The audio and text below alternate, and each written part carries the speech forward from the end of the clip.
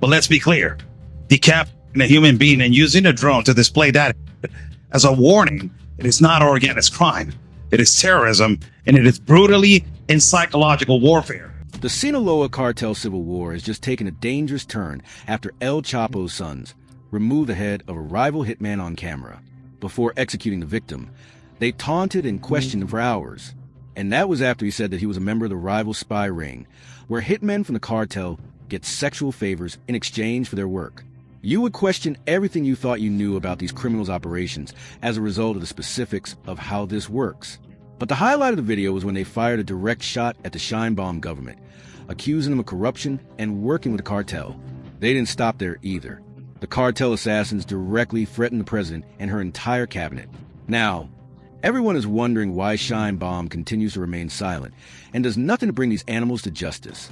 And does she in fact contribute to the vicious cycle of violence in Mexico? Thus, at the end of January, hitmen from the Sinaloa cartel's Mayos faction sent a terrifying video message to the Chapados, a group that was devoted to El Chapo's sons. But they didn't just dump the bodies on the side of the road or hang them from bridges like they used to. This time, they sent their message with a high-end DJI Matrice 30 drone. A professional DJI RC Plus controller can be seen being held by one of the gunmen in the video, while another Sicario advances the victim. They used some wire to attach the head to the drone before it flew off to make a gruesome delivery in enemy territory, controlled by El Chapo's sons. Just recently, a video circulating on social media shows the self-identified Sicario from Sinaloa delivering a message to rival groups by displaying a severe human suspended from a drone. In fact, this is the first time that members of the cartel have used drones to transport body parts during the Mexican War. Additionally, it's a frightening look at how rapidly the region's violence is escalating while the shoddy Sheinbaum administration stands by and observes. Until when, President Sheinbaum? Until when? Until how?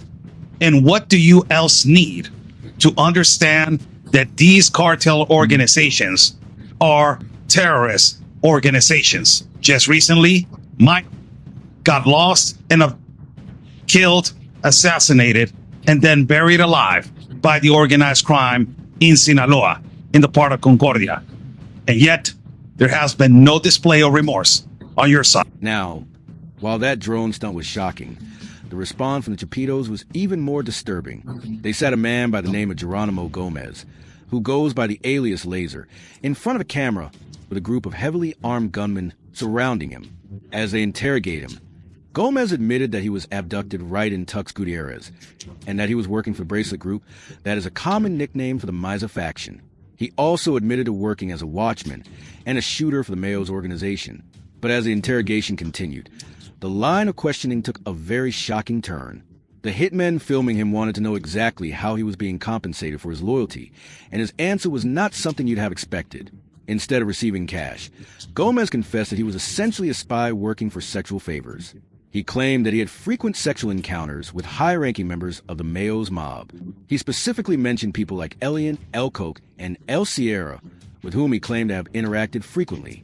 To earn these favors, he would usually take a bus to remote areas to meet his handlers and hand over intelligence on the Chapitos' activities. I told him about the security houses that they have here in the town of La Cruz. He said, I would take my phone with me and show them everything I had. Who could have known there'd come a day when these criminals would start trading sexual favors as payment for their criminal services? Even though the situation is so bizarre and twisted, it demonstrates how much these criminal organizations are willing to take advantage of people in any way they can gain an advantage over their rivals. Regardless, the ring was not the sole focus of questioning. It also highlighted the deep-rooted corruption within the government and law enforcement before they brutally murdered him right there on camera. Gomez literally told the hitmen that the municipal and local police were working for the cartels.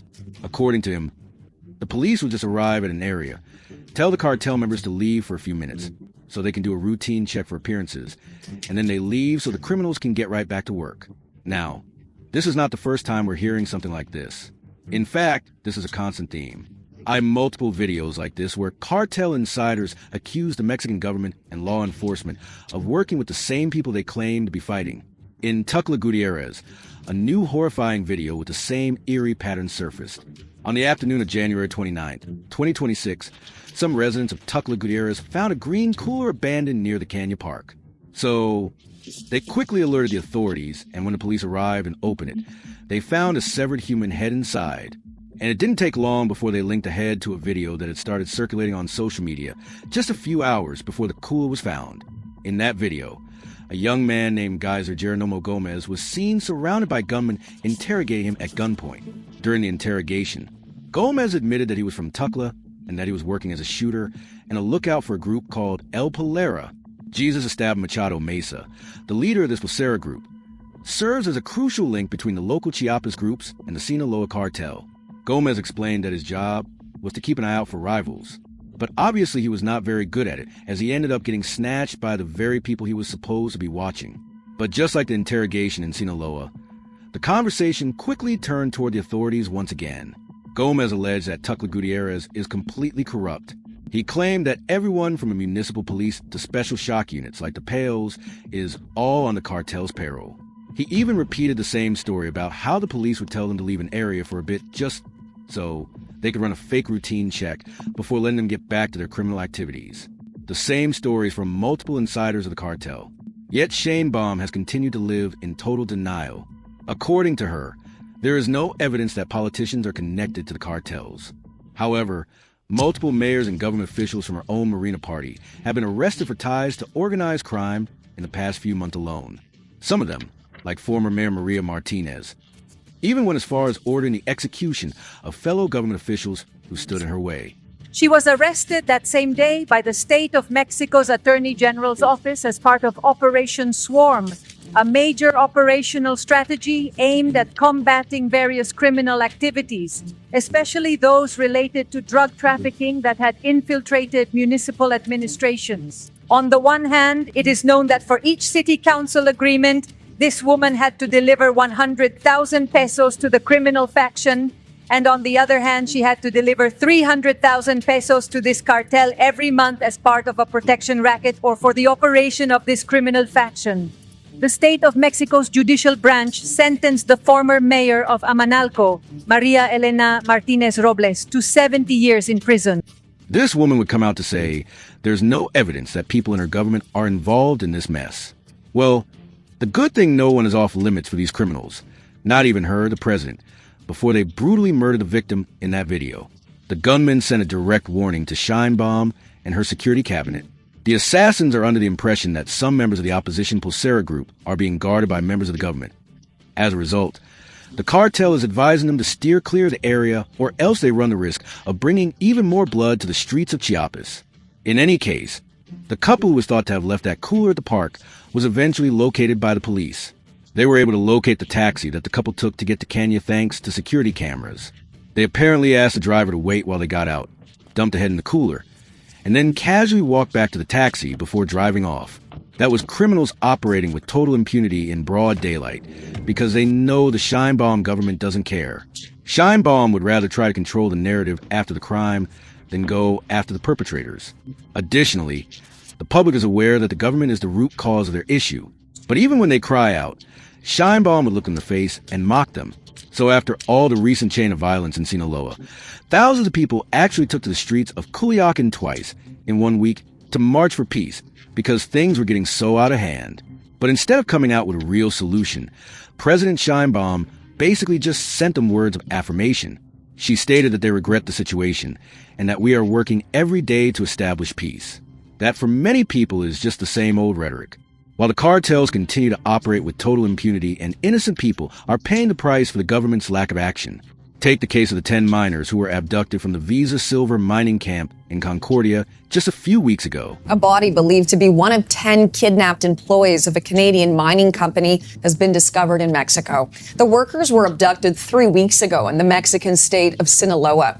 Officials say work is underway to confirm the identity of the body, but they have not said how many other bodies have been found. 10 employees of the Canadian mining company Visa Silver were getting ready to start their shift in Concordia, Sinaloa, on January 23rd, 2026, around 7:30 a.m. They were staying at the La Clementina camp in the Panico area, a remote zone where the company extracts gold and silver.